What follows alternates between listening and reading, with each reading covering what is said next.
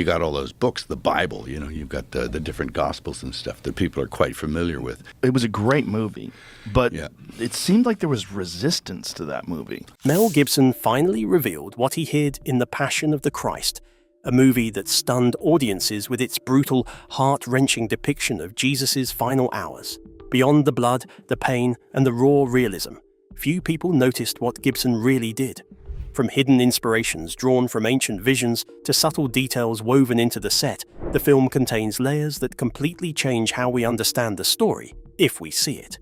These hidden elements were meant to deepen the spiritual impact, to make viewers feel the weight of sacrifice in ways most never realized. Every shadow, every glance, every small gesture changes everything we know. What exactly did Gibson hide in plain sight, and how does it transform the way we experience the crucifixion? Join us as we discover the hidden truths behind this groundbreaking movie. Hollywood's big resistance. It's easy to assume that Gibson's decision to make this movie was as rosy as his success afterwards, but here's the fact. When Mel Gibson first began thinking about directing The Passion of the Christ, he did not get the blessings of Hollywood. The idea of a movie about Jesus' final hours was risky enough, but Gibson wanted to film it in the ancient languages Aramaic and Latin, languages most modern audiences have never heard spoken on film. Studios saw this choice not as historical immersion, but as a commercial nightmare. They believed audiences would not sit through a foreign language film with subtitles, especially one that lasted more than 2 hours and told a story already known around the world.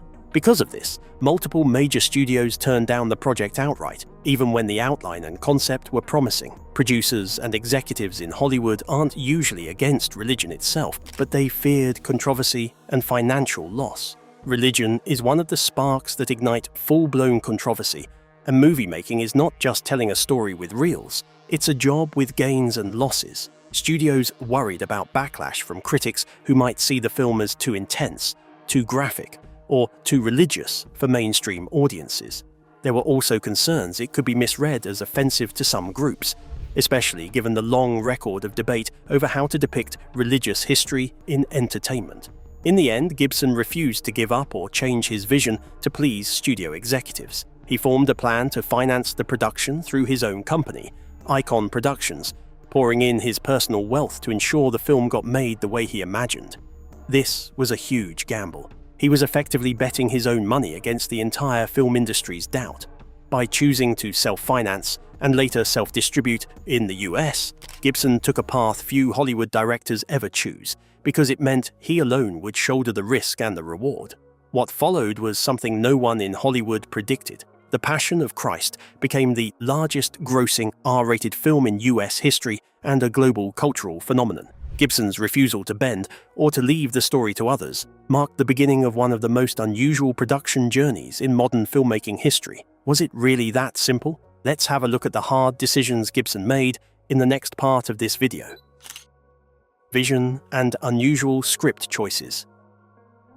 Let's reverse a little to the time after the studios stepped away. We already know that Mel Gibson did not soften his idea. If anything, he made it even more uncompromising. He was out to hit the mark, and there was no stopping him.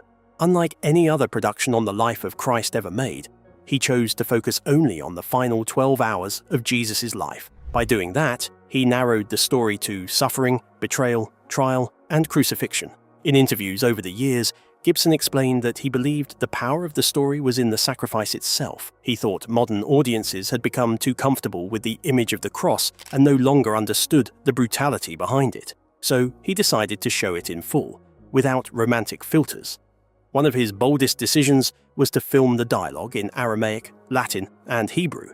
Distributors warned that subtitles would reduce ticket sales, but Gibson believed the ancient languages would pull viewers into the time period instead of distracting them.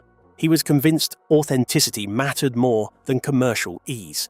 According to production accounts reported by outlets like the New York Times and Christianity Today, he stood firm on this, even when financial advisors urged him to reconsider. The language choice also reinforced the seriousness of the subject. It made the film feel less like a modern retelling and more like a historical reconstruction. The screenplay itself did not rely only on the 4 Gospels. Gibson and co-writer Benedict Fitzgerald studied traditional Catholic devotional texts. including the visions of the 19th century mystic Anne Catherine Emmerich. Some of the film's visual details, especially in the scourging scenes and in moments involving Mary, came from those writings. Gibson believed these sources helped fill emotional gaps that scripture leaves quiet. He saw them as spiritual meditations rather than historical replacements. This blending of biblical text and devotional tradition made the film distinct from other Jesus movies that stayed strictly within the gospel narratives. The atmosphere on set reflected this devotional intensity. Reports from crew members, published in religious and mainstream media, described priests celebrating Mass during production. Some actors sought spiritual guidance before filming heavy scenes. Jim Caviezel later said the role demanded not only physical endurance, but emotional surrender. Gibson encouraged this mindset. He viewed the project as more than a film. He believed it was a story that deserved reverence during its telling. The decision to make the violence raw and prolonged also created controversy even before release.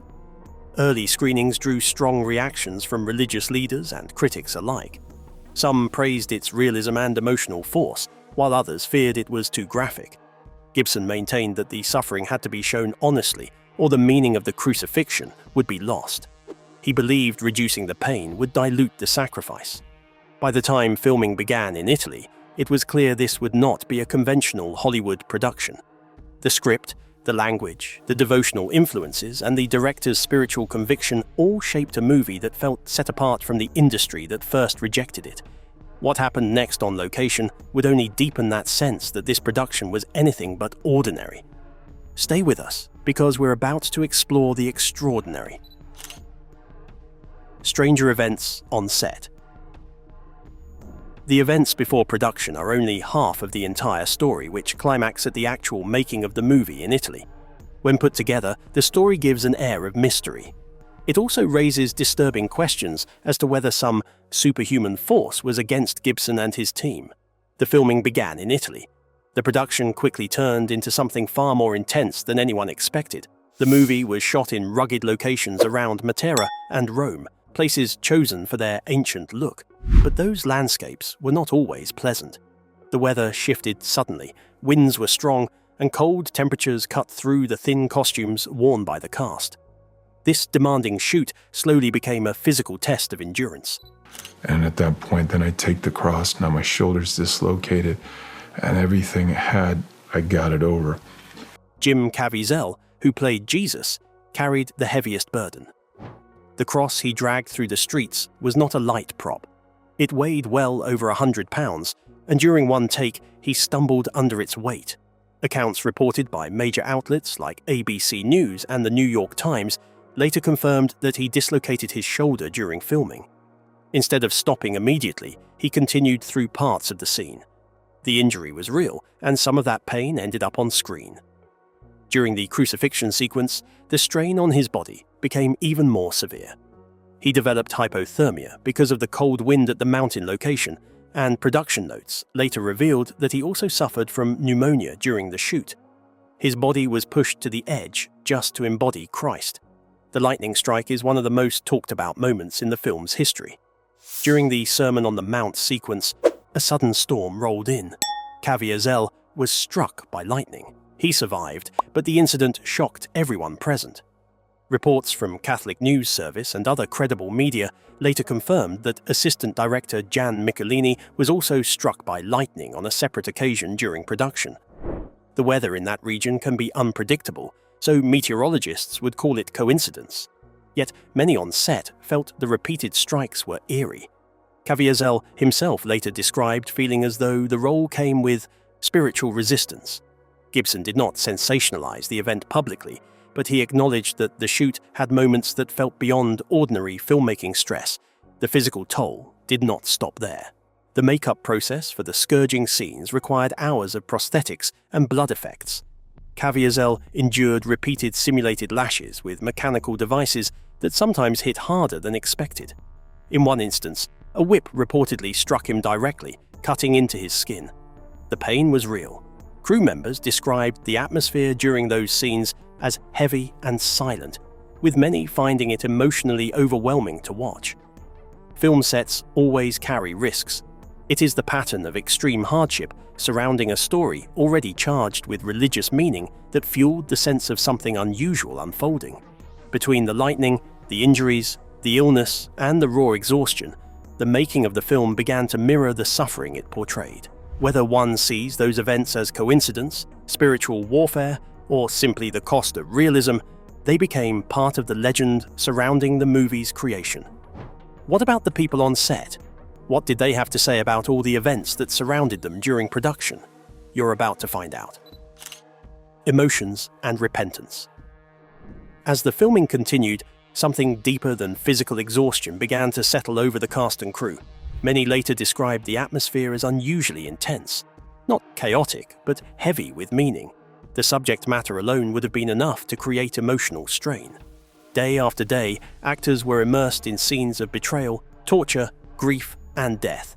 But several participants later shared that the experience felt different from ordinary dramatic roles. Jim Caviezel would later explain in interviews that playing Jesus was not simply an acting challenge. He believed the role required him to confront his own fears and weaknesses. He prepared spiritually before filming and said the performance changed him personally. He acknowledged that accepting the role might limit his Hollywood opportunities, yet he felt compelled to take it. Over time, he suggested that the suffering he endured during production deepened his faith. The greatest pain I ever felt on that film, even more than the hyperthermia, I was in a dream and I felt God's love. It was so powerful, but I knew He wasn't close enough. And I said, "You're not close enough to me."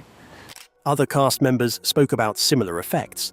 Maya Morgenstern, who portrayed Mary, described the set as serious and reverent. Production accounts noted that many scenes were filmed in near silence once cameras rolled, with crew members watching quietly rather than chatting, as often happens on busy sets. The emotional tone did not feel casual. It felt deliberate. Reports from Christianity Today and Catholic News Service described moments where even hardened film technicians appeared visibly shaken during the crucifixion scenes. There were also accounts of small but striking personal changes. Some crew members reportedly sought confession or spiritual counsel during filming. Others described feeling drawn to prayer, despite not being particularly religious before. Silently, people were changing their perspectives of Christ, and it was all because of the experience. Even though the quiet impacts were not aired on television as frontline stories, they were felt. Gibson did not orchestrate emotional displays, but he allowed space for spiritual reflection. In fact, he encouraged it. In interviews he gave after the release, he believed the story itself had power, and he trusted that power to affect those involved. The atmosphere extended beyond the set. When early screenings were shown to select religious leaders, several viewers reportedly wept openly. Some pastors and priests said the film renewed their understanding of the crucifixion. The reactions were intense way before general audiences ever bought tickets. None of this proves anything supernatural. Film productions about tragic events often move people deeply. But what stands out in this case is how consistently participants described the emotional weight as lingering long after the cameras stopped. The film wasn't just another touchy story on the life of an unfortunate and misunderstood hero. For the people on set, it became something they carried with them. It left marks invisible to viewers, but definitely felt and shared by those who lived through it. Now comes the big reaction to the movie's release. Just how much did Gibson shake the world? Don't go anywhere. Controversy, backlash, and broken records. Long before general audiences saw a single frame, private screenings triggered fierce debate. Some Jewish organizations expressed concern that the portrayal of certain leaders during the trial scenes could reinforce negative stereotypes that had caused real historical pain. Major newspapers like the New York Times and the Los Angeles Times reported on heated discussions among theologians, historians, and civil rights advocates. Religious scholars debated whether the film leaned too heavily on devotional sources rather than sticking strictly to the gospel texts. Mel Gibson did not retreat from the criticism. In interviews, he acknowledged that the story of the crucifixion has been misused in history, but insisted his intention was to remain faithful to Scripture as he understood it. He maintained that the responsibility for Jesus' death, in his view, rested on all humanity, not one group. Still, the controversy intensified media attention. Instead of fading quietly, the film became a cultural flashpoint months before release. Political commentators joined the debate. Secular critics questioned the graphic violence. Faith leaders were divided between praise and caution. When the film finally opened in 2004, many in Hollywood expected modest performance at best. Industry tracking at the time predicted that a subtitled R-rated religious drama would struggle to compete. What happened shocked the box office. Opening on Ash Wednesday, the film drew massive crowds. Churches organized group screenings. Lines formed around theaters in cities across the United States. According to box office reports covered by Variety and The Hollywood Reporter, the film quickly broke records for February releases and became the highest-grossing R-rated film domestically at the time. International audiences responded strongly as well, pushing global earnings past $600 million. In 2004 was such an anomaly. There was almost no content like it. It was an independent project. Mel Gibson spent $30 million on it. It made almost $1 billion. It was the highest grossing rated R movie until last year. The success changed how studios viewed faith-based films. Executives who once dismissed the project began reassessing the market for religious audiences. Analysts noted that Gibson had tapped into a demographic often overlooked by mainstream studios. Some critics still rejected the film's intensity, but they could not ignore its financial power. Gibson later reflected in interviews that he had expected backlash, but not the scale of either the criticism or the support. He seemed unsurprised by the emotional reactions, yet he admitted the commercial impact exceeded what even he imagined.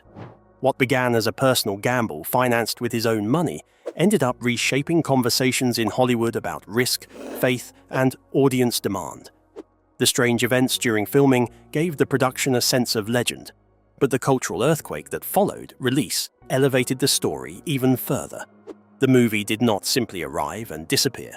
It divided critics, stirred religious communities, and forced an industry that had once turned it away to have a rethink. If you like what you've seen, please stick around as we reveal the next section. Gibson fans wouldn't want to miss this. There's a sequel, and it's coming. Years after the release of The Passion of the Christ, the story refused to fade. Instead, it grew into something almost mythic in film culture. Churches continued to screen it every Easter season. Debates about its violence and theology resurfaced regularly. And for Mel Gibson, the project never felt complete.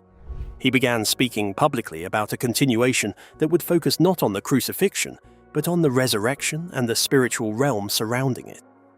In various interviews over the years, Gibson explained that a sequel would not simply show Jesus walking out of the tomb. He believed the resurrection story involved dimensions beyond what ordinary storytelling captures. He described his ambition as bold and even challenging to visualize.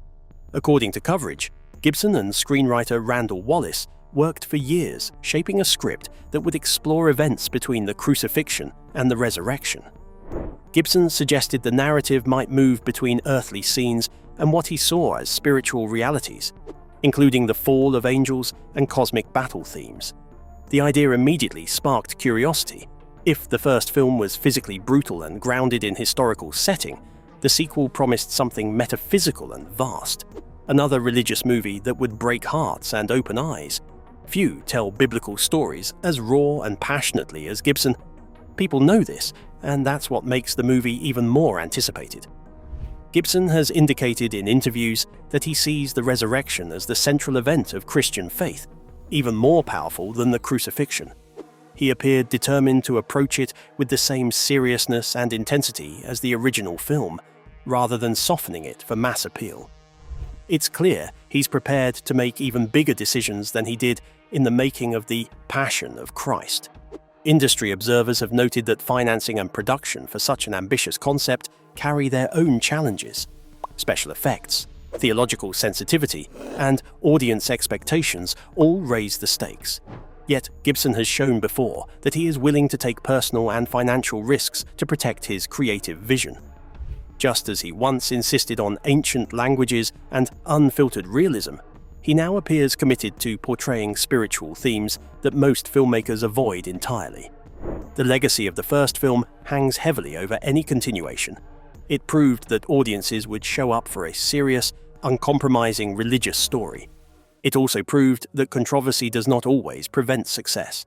Whether the sequel reaches the same cultural impact remains to be seen, but one thing is clear. To Gibson, the story is far from over. The crucifixion was only one part of a larger narrative, and if his earlier determination is any guide, he intends to tell the rest of it on a scale that once again defies Hollywood expectations. If you enjoyed this video, like and subscribe, and also click the next video shown on your screen.